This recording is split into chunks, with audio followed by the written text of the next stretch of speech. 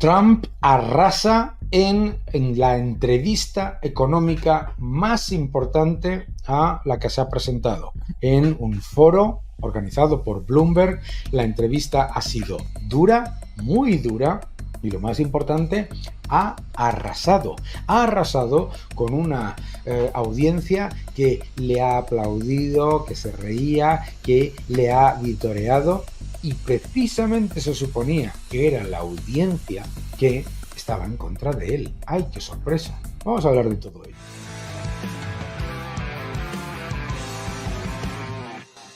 Hola a todos y bienvenidos a mi canal. Recordad, yo nunca os enviaré mensajes directos por redes sociales ofreciéndoos clubs de inversión ni recomendaciones. Recordadlo. Muchas gracias por suscribiros, gracias por dejar vuestros comentarios y por darle un me gusta. Me ha parecido una entrevista absolutamente esencial la que ha hecho Trump con Bloomberg. ¿Por qué? Veréis, mira, yo como liberal no estoy a favor de los aranceles, pero me ha parecido absolutamente esencial lo que ha dicho en muchos aspectos, y en muchos aspectos ha demostrado no solamente que tiene razón, sino además que tiene razón con respecto al resto del mundo. Acompañadme y vamos a ver unos pequeños clips. Podéis ver la entrevista completa en Bloomberg. Primer punto.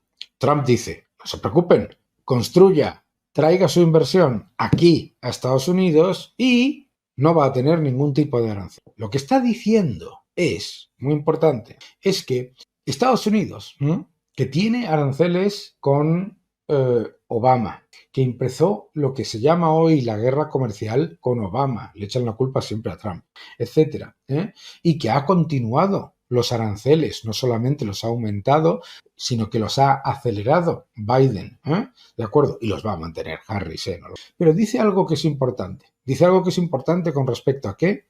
A nuestra Unión Europea. Escuchadle. I would say probably the toughest, but there are a lot of tough.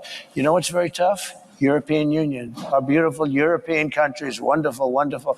If you add them up, they're almost the size of us. They treat us so badly. We have a deficit.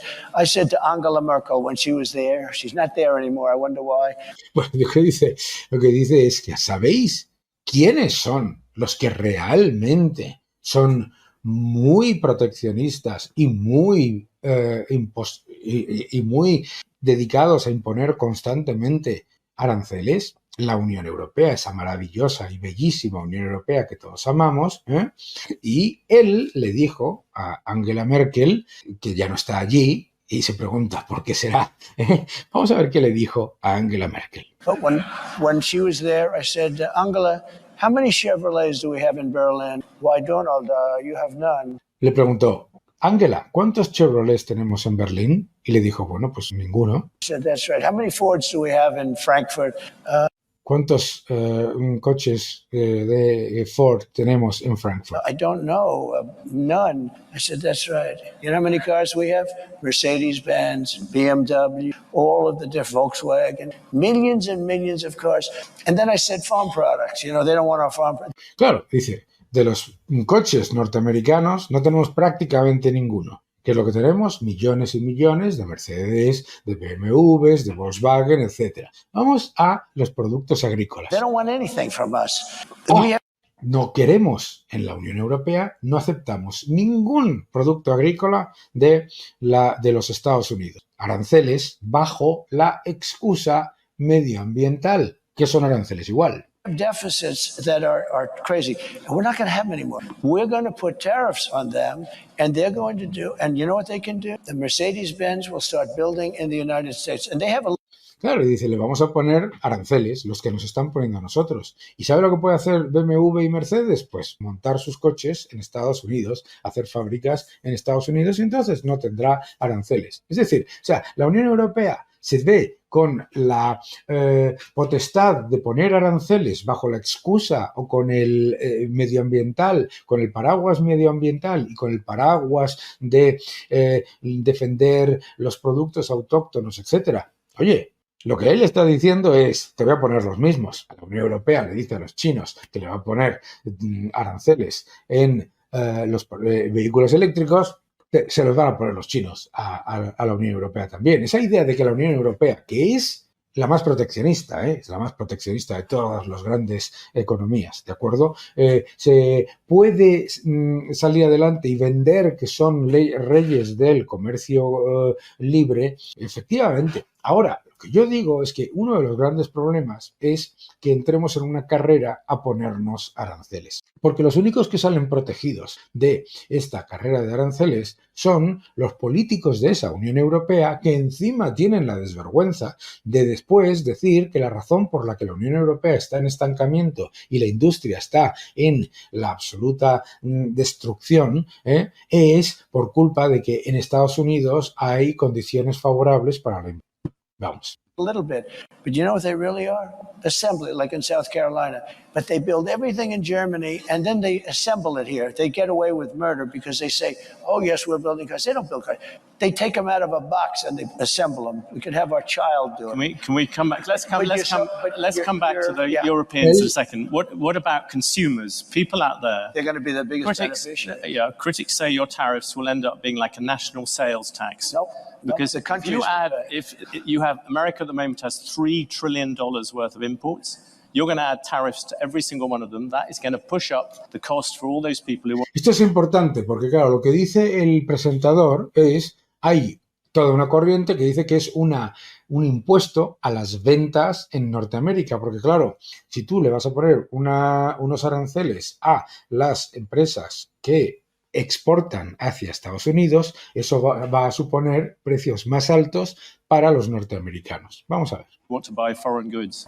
That is just simple mathematics, President Trump. It's not.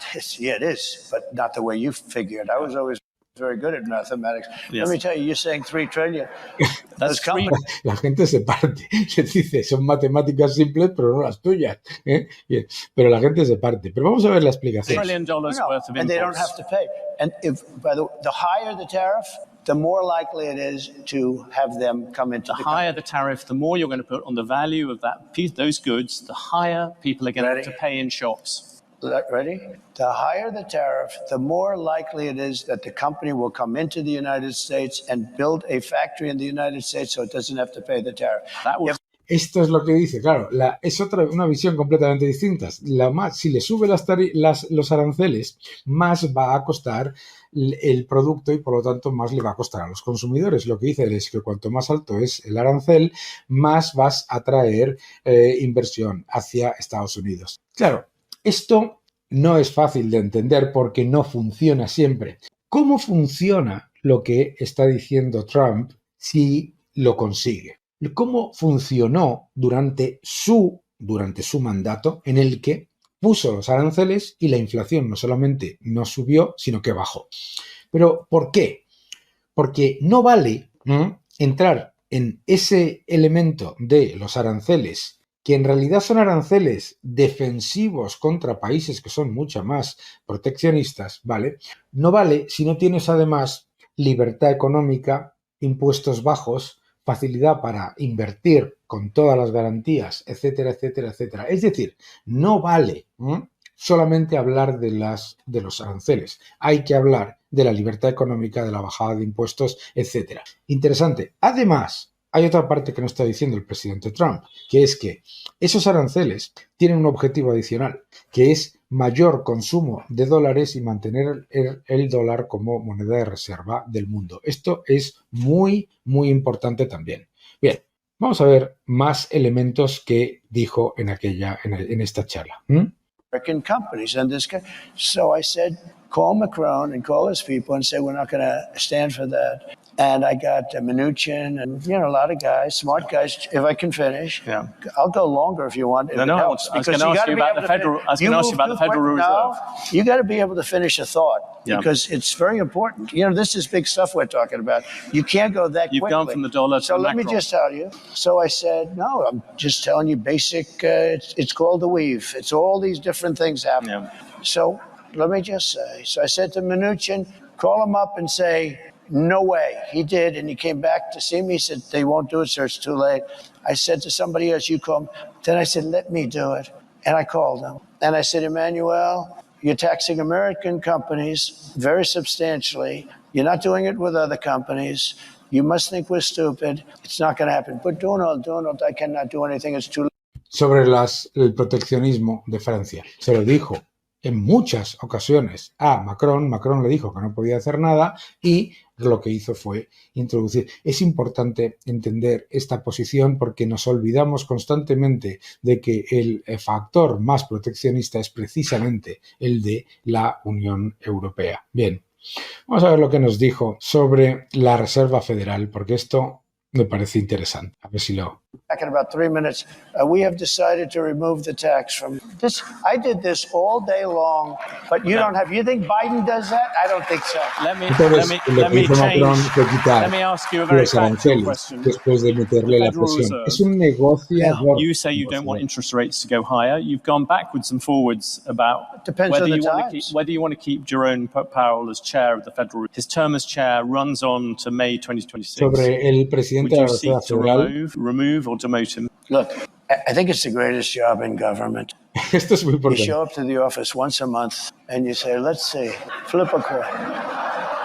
And everybody talks about you like you're a god. Oh, what will he do? I mean, before, the guy used to walk into my office, he was... Dice, el papel de presidente de la Reserva Federal es el mejor puesto de trabajo del gobierno. Vas una vez al mes, miras al cielo y decides qué voy a hacer y todo el mundo piensa de ti que eres Dios. He was like begging.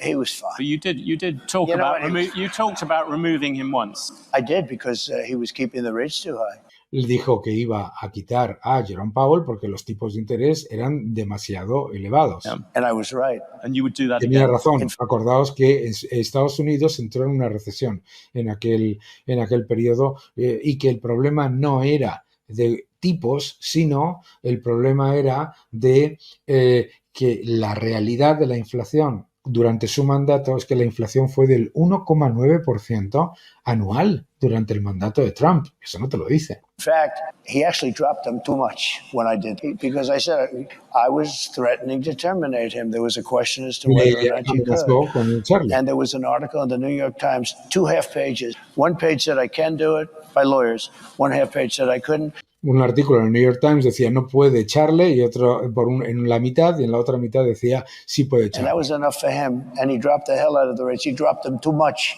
He went so he dropped them actually too much. Okay. Y pasó de mantener los tipos demasiado altos a bajarlos demasiado rápido. Here's the story. I think that if you're a very good president with good sense, you should be able to at least talk to him. I don't say make the decision at all, but I mean, I've been a very successful businessman. I've done really good, much better. Now people are understanding how good I've done because they're seeing it. Lo que dice es que el presidente debe tener la capacidad de hablar con el presidente de la Reserva Federal sobre qué es lo que pasa con los tipos de interés.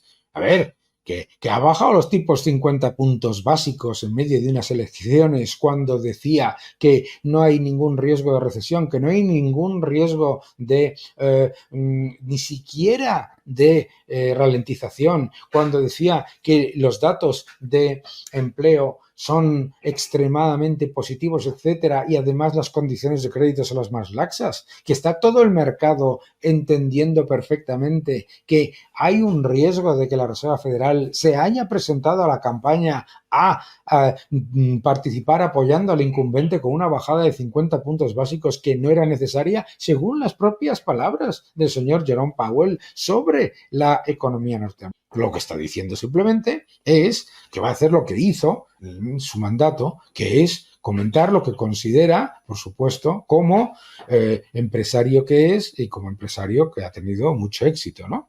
Real, much better than the fake news wants to give me credit for. Just on really the issue good, of whether you would replace I think I have the right to say, as a very good businessman and somebody that's used a lot of sense, I think I have the right to say that, you know, I think I'm better than he would be.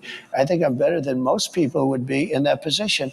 Lo que está diciendo es que él tiene derecho a decir lo que piensa sobre la Reserva Federal. Claro, es que el problema de la Reserva Federal es significativo, claro. Y lo que está diciendo en la entrevista es varias cosas. Vale. Como liberal, la verdad, a mí los aranceles no me gustan absolutamente. Y desde luego lo que no podemos decir es que hay que ver qué malo es Trump con los aranceles cuando la Unión Europea está poniendo aranceles por todos lados. Pero al final, lo que tenemos que reconocer porque lo sabemos del mandato de 4 años en los que estuvo gobernando, es que Trump es un negociador. Es un negociador. Y lo que hace es que pone encima de la mesa y dice, no es un negociador diplomático, dice, pone el puño encima de la mesa y dice, esto se ha acabado. Se ha acabado esto de que los franceses puedan vender todo lo que quieran en Estados Unidos y nosotros no podamos vender prácticamente nada. Se ha acabado lo de que los alemanes puedan vender lo que quieran en Estados Unidos y nosotros no podamos vender absolutamente. Y luego, lo que ocurrió y la evidencia de lo que ocurrió en su mandato es que esos aranceles se retiran, como pasó con Italia, como pasó con Portugal. Italia y Portugal se les retiró los aranceles con los que se les amenazó tras una negociación, y el único país que fue tan idiota de mantener los aranceles al aceite que todavía tenemos fue España, porque no negoció con el gobierno de Estados Unidos. Bien, pues lo que se trata básicamente, lo que está diciendo él básicamente es, número uno, el papel del presidente de la Reserva Federal no puede ser el que está siendo ahora. Y dice, es el trabajo mejor del gobierno. Te presentas una vez al mes, miras al cielo, dices que vas a subir o bajar los tipos de interés y si metes la pata, no pasa nada. Porque vamos, una inflación acumulada del 20,4%, lo dice en la entrevista, una inflación acumulada del 20,4%, y permitir que el gobierno se ponga a gastar sin control, sin hacer el chequeo que supone que tiene que ser la política monetaria restrictiva, que le ponga límites a la avaricia gubernamental, etcétera. Claro, pues sí, lo que nos ha demostrado en esta conferencia Donald Trump es que él es un negociador, y un negociador de puño encima de la mesa, y que lo que vamos a tener va a ser una situación en la que no va a cambiar de manera radical y no va a ser negativo, porque no lo ha sido durante los años en los que estuvo, y porque además los otros hacen mucho más, lo que pasa es que lo hacen con otras formas, ¿de acuerdo? Bueno, pues eso es lo que tenemos que saber. La verdad, en un escenario en el que le pusieron preguntas realmente difíciles, no como Kamala Harris, que solamente recibe preguntas edulcoradas, preguntas realmente difíciles, no se cortó y dijo exactamente lo que pensaba. ¿Estás de acuerdo? ¿Estás en desacuerdo? Eso es tu opinión. Yo, como liberal, yo soy liberal. Y eso es importante porque aquí estamos hablando de otra cosa. Estamos hablando de unas elecciones en las que se juega la gente mucho con respecto a la libertad de expresión, con respecto a la inmigración y con respecto a las políticas inflacionistas y destructoras del socialismo. Eso es completamente diferente. Hay que elegir socialismo o esta forma de ver el mundo, que es más de negociación de puño en la mesa. Que no te engañen.